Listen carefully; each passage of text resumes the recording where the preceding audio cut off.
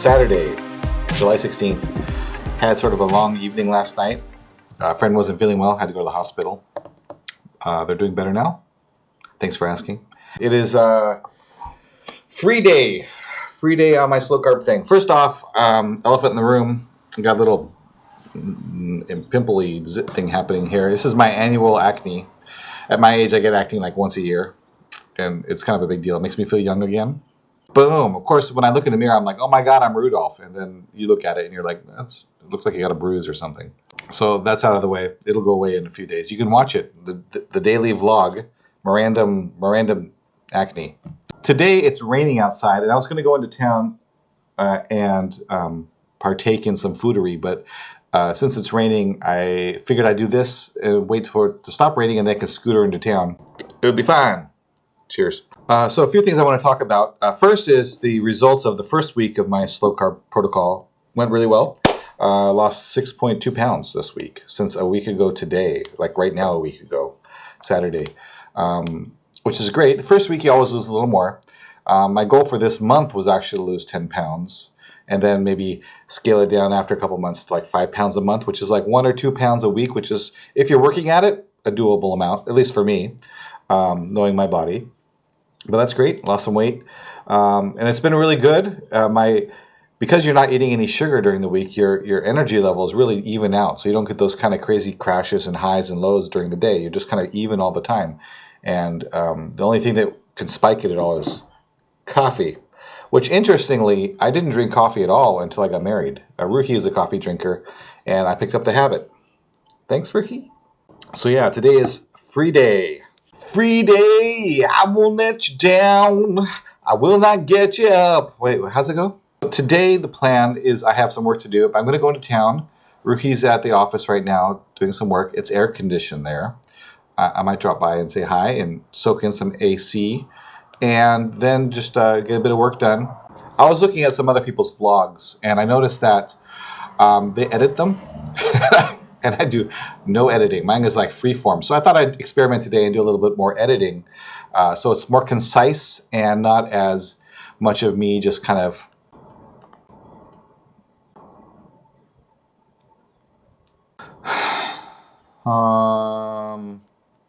thinking about stuff on camera, which is kind of boring to watch.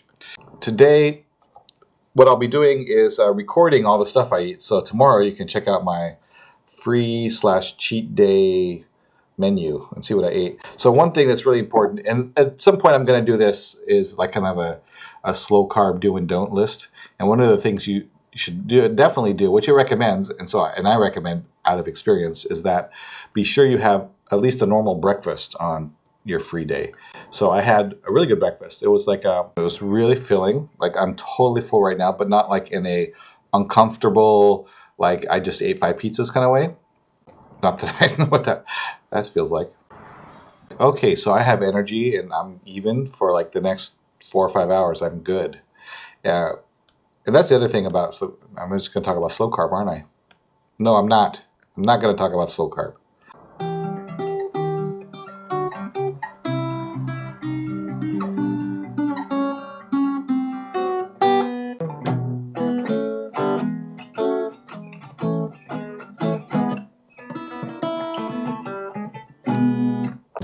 So what I want to talk about today is the importance of taking responsibility.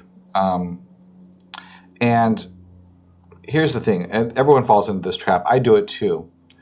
Actually, Darren Hardy talks about this a lot in his stuff. But and this is kind of where I got this sort of shift in paradigm about taking responsibility. And he uses a story. When he was younger, he went to this seminar or something, and the guy on the board is talking about relationships, and he asked the audience, so in a relationship, what percentage does each party need to bring, do you need to bring and the other person need to bring to that relationship? What percentage of commitment and responsibility?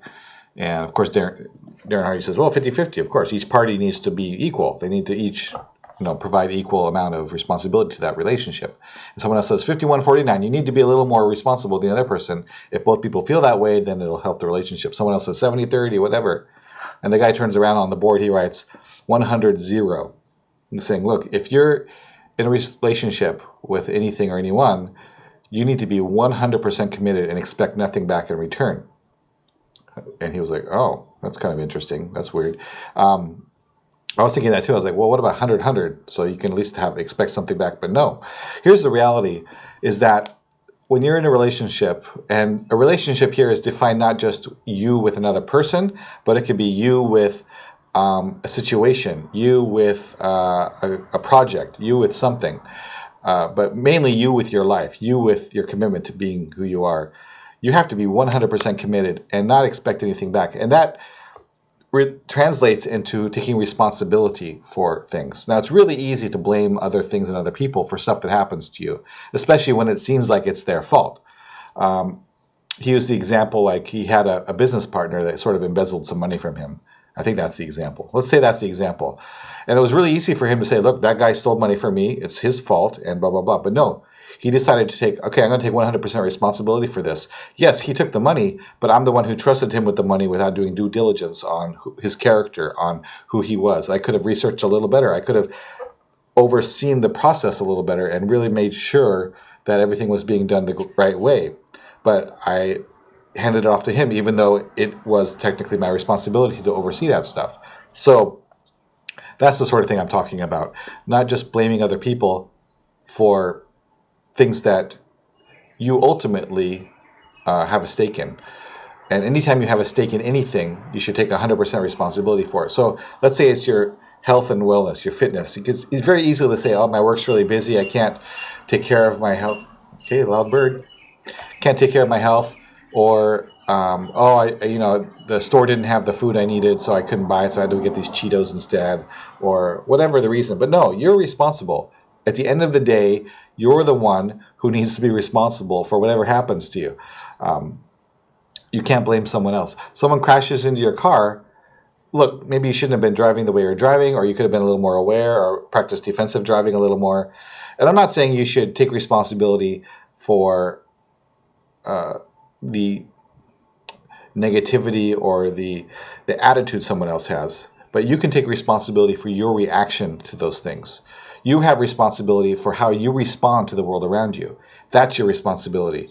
And how you decide to take that responsibility says a lot about, not just you, but about how you're going to live your life. So it's easy for me to, well, not necessarily, but it would be easy for me to blame my childhood or factors outside of my control for things that happened in my life. But then you get in this sort of victimized mindset, right, where you're just blaming everything on everything else and you don't take responsibility for improving your situation. Yeah, those things happened. So get over that and move forward and work on improving the situation that you have now, because no one else is going to take responsibility for that except you. You're the one who has to take care of your life. So take full responsibility. And if that happened, then move on, figure out what it is, and go forward. You can't change the past. The past is done. But you can take full responsibility for what you do in the future, right? So this is something I've been thinking about a lot.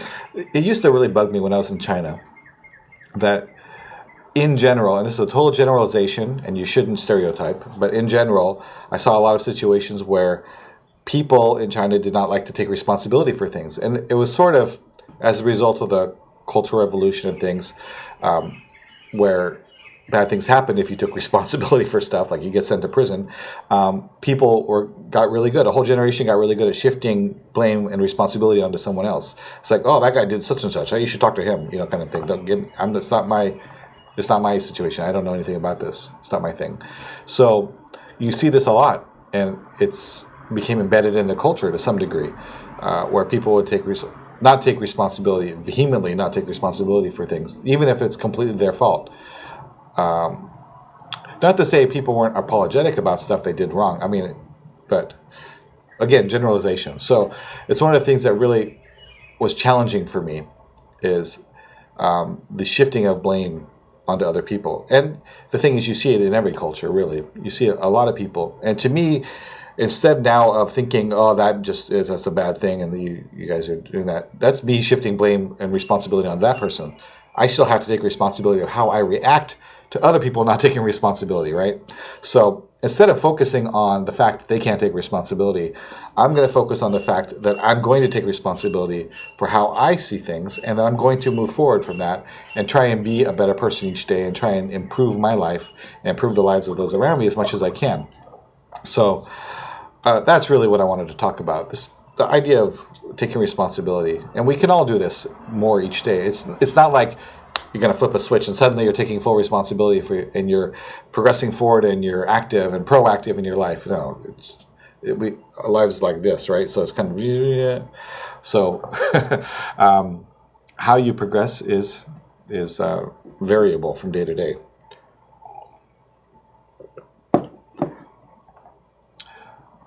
So I guess at the end of the day, what this means, and what this means for this Morandom Topics vlog, is that really I'm trying to use this to help myself become more responsible for myself. And by sort of analyzing what I do each day and thinking about it, it's my way of sort of taking responsibility for who I am and what I'm doing. And this keeps me a little bit accountable. There's like, I know 3 or 4 people of you who watch this, 3 or 4 of you who watch this, and I appreciate it. Every time you comment, I really appreciate it. Every time you mention something in there, that's great. It helps me know that somebody's paying attention to what I'm saying, and I have to at least be responsible and held accountable for what I'm saying, which is really important. And I think having areas of accountability in our lives is really important. Whether you're publicly accountable, like on this, or you're privately accountable on something else, and there's it's my wife. Accountability is important. Taking responsibility is important. This is how it's easy to live in a bubble and think that, look, it's just me, and I'm just the one who's living this life, and I don't care what y'all think.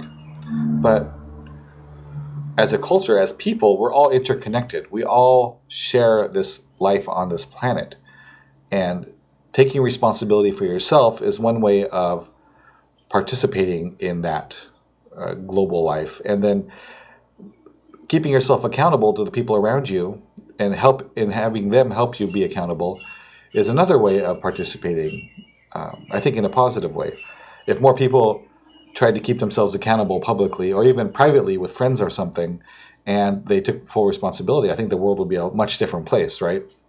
A lot of people like to shift blame, or why did this happen, or who's this responsible? And if everyone just said, look, we're all kind of responsible for this, let's just move forward and figure out what's going on, stop talking about the blame, I think things would be better. All right.